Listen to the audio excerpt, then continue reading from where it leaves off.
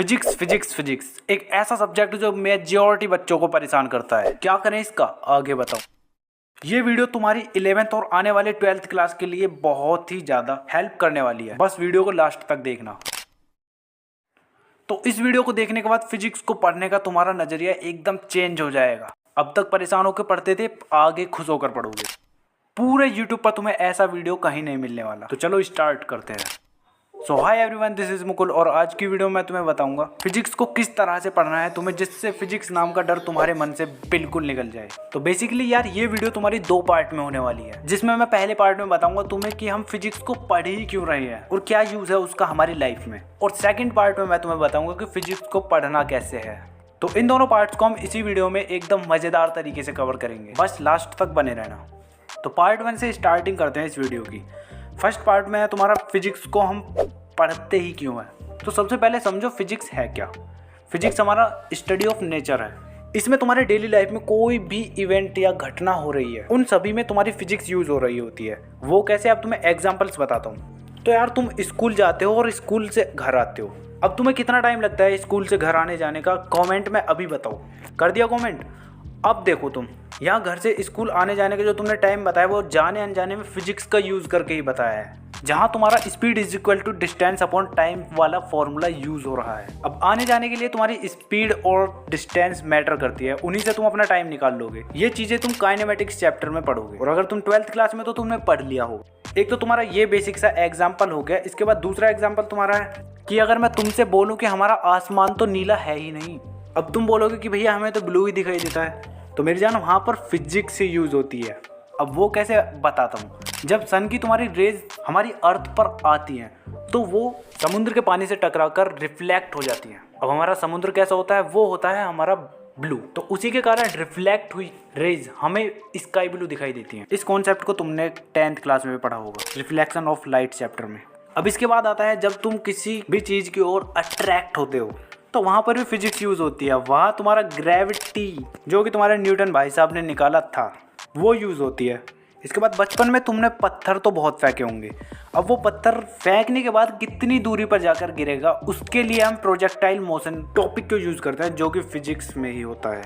अब इसके बाद जब तुम सड़क पर चलते हो, जब कोई कार तुम्हारे सामने से हॉर्न मारती हो तो तुम्हें बहुत ही ज़्यादा तेजी से आवाज़ आती है उसकी, और वही कार तुम्हारे पीछे चली जाती है जब हॉर्न मारती है, तब तुम्हें आवाज़ थोड़ी कम आती है। ऐसा क्यों होता है? यहाँ पर भी तुम्हारा फिजिक्स यूज होता है, जो तुम्हारा डॉपलर इफेक्ट नाम का टॉपिक यूज होगा। इसके बाद तुम्हारे घर में प्रेस तो होंगी ही। जब उस प्रेस को लाइट से कनेक्ट कर देते हैं उसके बाद वो गर्म क्यों हो जाती है? कभी सोचा है तुमने इसके बारे में? तो यार ये इसलिए होता है, यहाँ तुम्हारा थर्मोडाइनमिक्स चैप्टर यूज होता है। जब तुम उसे डिटेल में पढ़ोगे तो तुम्हें अच्छे से समझ में आ जाएगा क्यों ये गर्म होती है। इसके बाद तुम टीवी देखते होगे या फिर एलईडी तुम्हारी ये जलती हुई तुम्हें दिखती हैं, तो इनमें भी फिजिक्स यूज होती है। इनमें तुम्हारे फिजिक्स के डायोड ट्रायोड यूज होते हैं, जो कि तुम्हारे सेमीकंडक्टर चैप्टर में है। अब लास्ट बता देता हूँ तुम्हें, बस परमाणु बम, उसको भी बनाने के लिए तुम्हारी न्यूक्लियर फिजिक्स यूज होती है। तो देख लो तुम फिजिक्स से बॉम्ब भी बना सकते हो। क्या तुम भी बोलते रहो तो बोरिंग है, तुम्हारी पूरी लाइफ तो फिजिक्स के ऊपर चल रही है, तुम फिर भी बोलते हो सब्जेक्ट इंटरेस्टिंग नहीं है। यहाँ तक कि तुम अपने दोस्त को थप्पड़ मारते हो, वो तुम्हें उल्टा थप्पड़ मारता है। तो यार यहाँ पर भी तुम्हारी फिजिक्स यूज हो रही है। यहाँ पर तुम्हारा फिजिक्स का लॉज ऑफ मोशन का न्यूटन का थर्ड लॉ यूज हो रहा है। ऐसे बहुत सारे एग्जाम्पल हैं और भी मैं बता देता, पर वीडियो बहुत ही ज़्यादा लंबा हो जाता। तो यहाँ तक अब तुम्हें समझ आ चुका होगा कि तुम फिजिक्स को क्यों पढ़ रहे हो। और अभी कमेंट करो फिजिक्स में थोड़ा इंटरेस्ट आया या नहीं अभी, और इंटरेस्ट आया है तो बहुत ही बढ़िया है, नहीं आया तो लाओ ना यार। तो अब बताता हूँ तुम्हें फिजिक्स को पढ़ना किस तरह से है, कैसे पढ़ोगे। अब तो बेसिकली यार फिजिक्स में तुम्हारी 3 चीज़ें होती हैं। नंबर फर्स्ट है थ्योरी, सेकंड है तुम्हारा डेरिवेशन, थर्ड है न्यूमेरिकल। अब न्यूमेरिकल और डेरिवेशन वाले पार्ट को करने के लिए तुम्हें मैथ्स बहुत ही ज़्यादा जरूरी है आना। चाहे तुम बायो स्ट्रीम के हो तो फिर भी तुम्हें फिजिक्स पढ़ने के लिए मैथ थोड़ा बहुत पढ़ना पड़ेगा। और मैथ्स के भी बेसिक जैसे डिफरेंशिएशन, इंटीग्रेशन या फिर लॉगरिथम, इन चीज़ों का तुम्हें पता होना चाहिए। मोस्ट ऑफ द बायो वाले जो बच्चे होते हैं उनका बहुत ही बेकार होता है फिजिक्स सब्जेक्ट। उसका रीज़न यही है कि उनके मैथ्स के बेसिक ही क्लियर नहीं होते। तो एक दिन अच्छे से मैथ्स को लेकर बैठ जाओ और उन्हें कॉपी पर अच्छे से 1 पेज पर 2 पेज पर उतार लो। तो पहला पॉइंट हमारा यही है कि फिजिक्स को पढ़ने से पहले तुम्हें उसके बेसिक्स की नॉलेज होनी चाहिए। मतलब फिजिक्स को पढ़ने के लिए उसके बेसिक्स को समझो सबसे पहले। और फिजिक्स के बेसिक्स में तुम्हें लॉज ऑफ मोशन पता होने चाहिए, बेसिक फॉर्मूले जैसे एनर्जी का, वर्क का, फोर्स का, ये फॉर्मूले भी तुम्हें पता होने चाहिए। मतलब बेसिक तुम्हारा वो है जो तुमने 9th और 10th में जो फिजिक्स पढ़ी है ना, उसके तुम्हें चैप्टर्स के ओवरव्यू पता होने चाहिए। जब तुम्हारा बेसिक स्ट्रांग हो जाता है तो फिर आ जाओ फिर अपने मेन सिलेबस पर। मेन सिलेबस पर आने के बाद तुम्हारी ये कंडीशन है दूसरे पॉइंट में कि तुम्हें रेगुलर पढ़ना ही पढ़ना है, मीन्स रेगुलर स्टडी करो। होता क्या है कि बच्चे ऐसे ऐसे होते हैं, एक दिन पूरी फिजिक्स को लेके बैठ जाएंगे, 5 घंटे पढ़ लेंगे, 3 घंटे पढ़ेंगे और फिर उसके बाद अगले 2-3 दिन तक उसको हाथ भी नहीं लगाएंगे। तो तुम्हें ऐसा बिल्कुल भी नहीं करना है, तुम्हें रेगुलर पढ़ना है, चाहे 2 घंटे दो या फिर 1.5 घंटा दो, डेली इतना इतना पढ़ते रहो। इसका एग्जाम्पल तुम इस तरह से ले सकते हो कि तुम अगले 10 दिन का खाना एक दिन में ही खा लो, तो फिर अगले 10 दिन तक तुम भूखे रहोगे? फिर नहीं यार, तुम्हारा वो खाना शरीर में बिल्कुल भी नहीं लगने का और तुम्हारी तबीयत भी बिगड़ जाएगी ऐसा करने से। तो सेम ये हमारे माइंड के साथ होता है। माइंड को हम जब थोड़ी थोड़ी इन्फॉर्मेशन डेली देते हैं ना, तो वो एकदम हेल्दी रहता है और चीज़ों को लर्न भी करता है लंबे टाइम तक।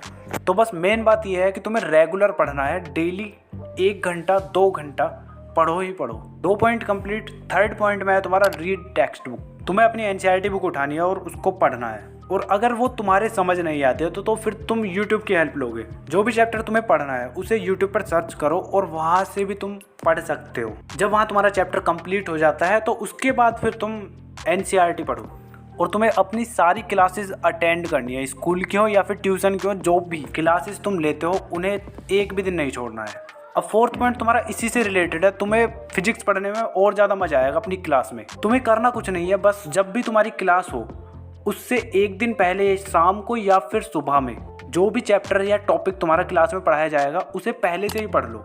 अब चाहे वो तुम्हारे समझ में आए या ना आए, जब तुम क्लास में जाके तुम उस टॉपिक को पढ़ोगे ना तो तुम्हें बहुत ही अच्छे से चीज़ें क्लियर होंगी।